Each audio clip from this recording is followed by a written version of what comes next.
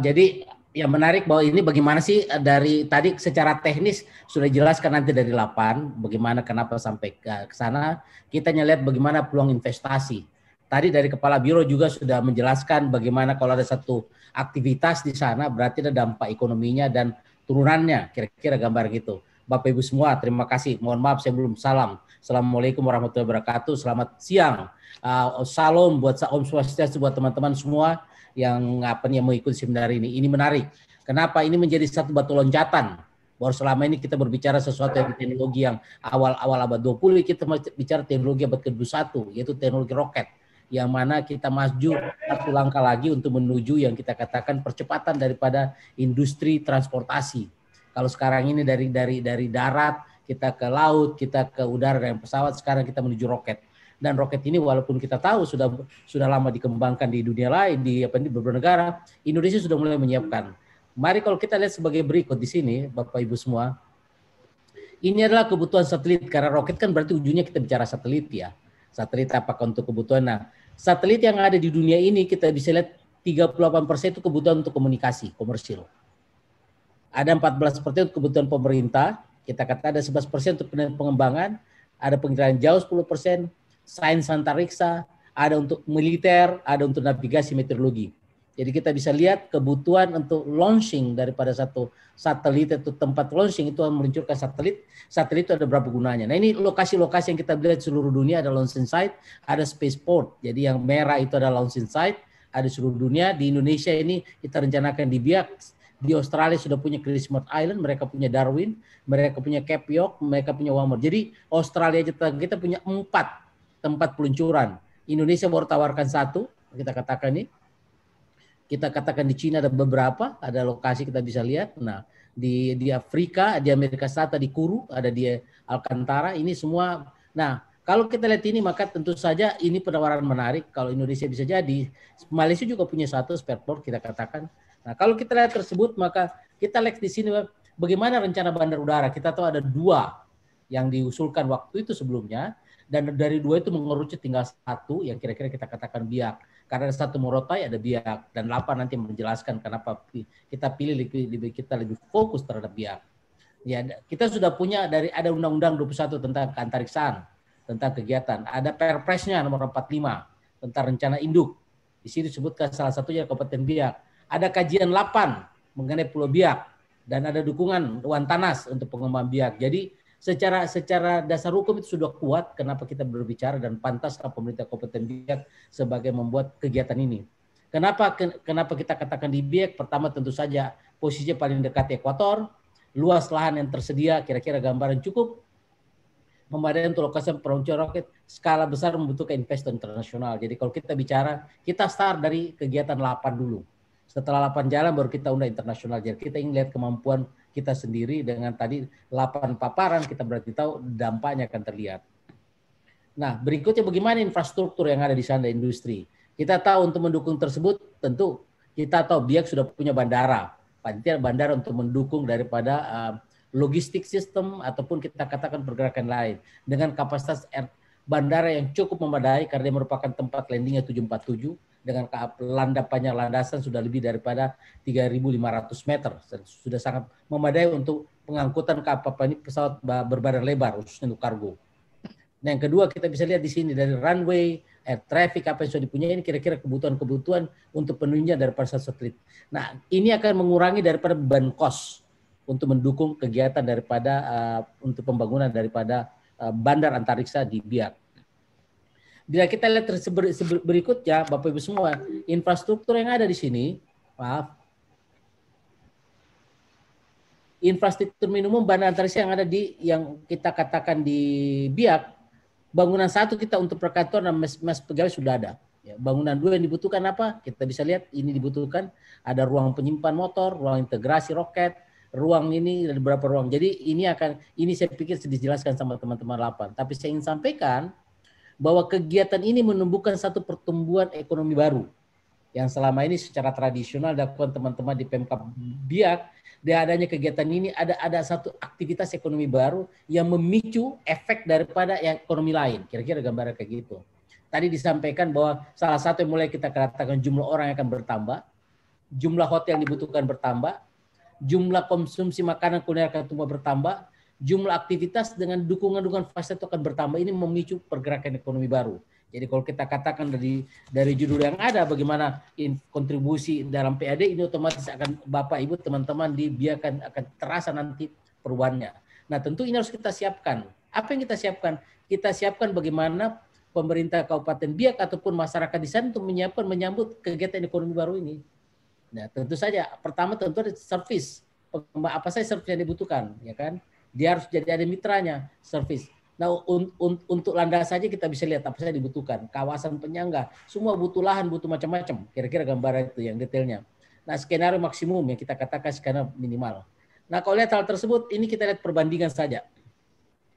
Perbandingan estimasi biaya investasi dan dampak ekonomi. Kita ambil contoh ada 3 lokasi nih ya. Ada satu di Kennedy, Florida, Cecil, dan ada California. Kita bisa lihat. Dari luas areal rata-rata kita lihat luasnya ini lokasi 219 mil persegi terbentang 34 mil dengan lebar 6 mil. Kalau kita katakan dari mil di kilometer kan kira-kira panjangnya tuh lintasannya itu kalau 34 mungkin sekitar 50 km panjang, lebarnya sekitar 10 km itu areal luasnya yang ada di sana. Kira-kira sama. Dan kita lihat landasan yang ada dibutuhkan berapa ini.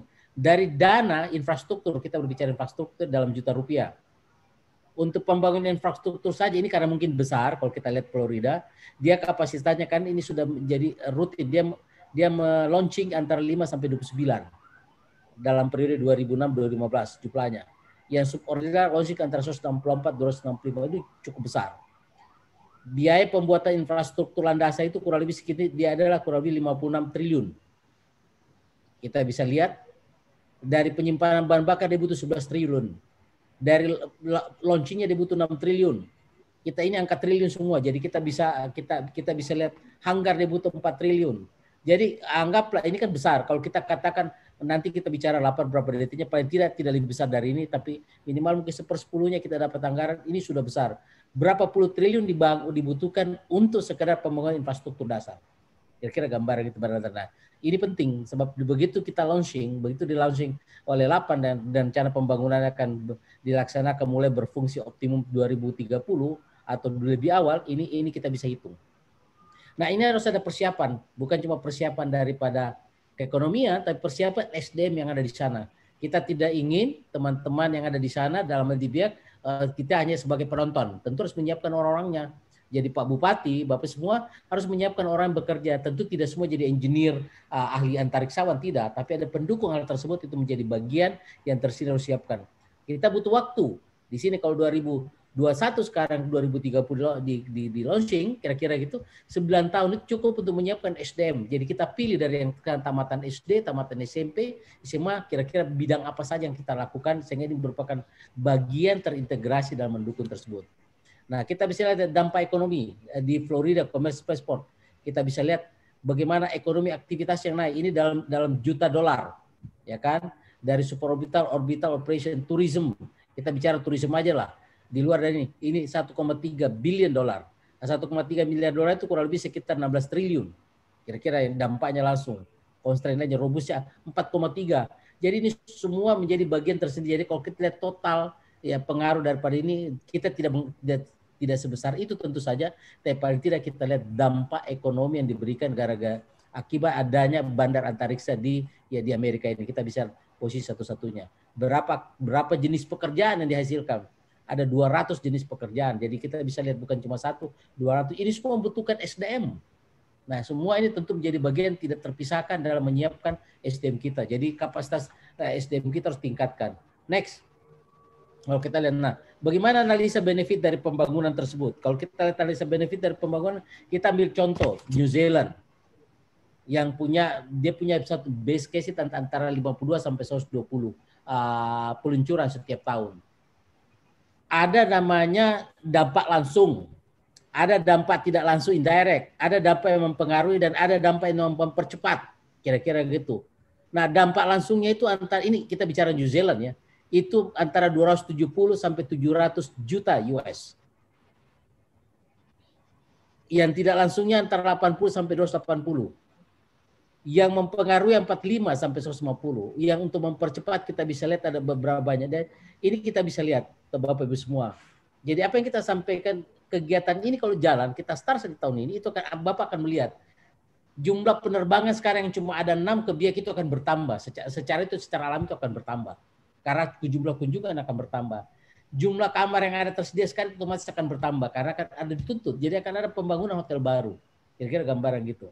Yang berikutnya adalah restoran akan bertambah. Semua yang menjadi akibatnya ini semua menghasilkan pajak, dan pajak menghasilkan PAD bagi daerah, pertumbuhan IMB apa semua, kira-kira gambaran. Sehingga dampak tidak langsung dan langsungnya otomatis akan memicu pertumbuhan ekonomi yang di sana. Bagaimana pertumbuhan tenaga kerja? Kita bisa lihat. Nah, secara umum pertumbuhan tenaga kerja khusus untuk misalkan untuk spaceport, jadi untuk di pelabuhan di bandarnya saya itu butuh paling tidak 777.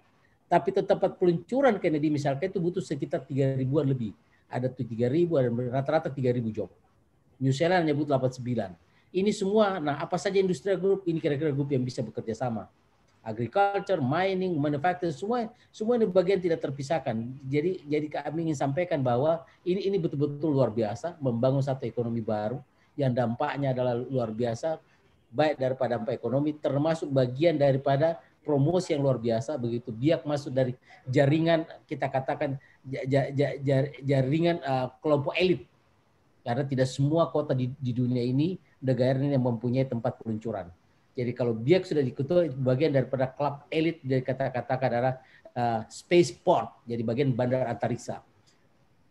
Nah, ini yang bisa kami sampaikan Bapak Ibu semua, dan kita akan harapkan dari paparan tadi teman-teman kepala biro dengan teman-teman 88 tentu saja akan membantu memperjelas bagaimana peranannya. Demikian itu, terima kasih. Mohon maaf bila ada kurang. Assalamualaikum warahmatullahi wabarakatuh.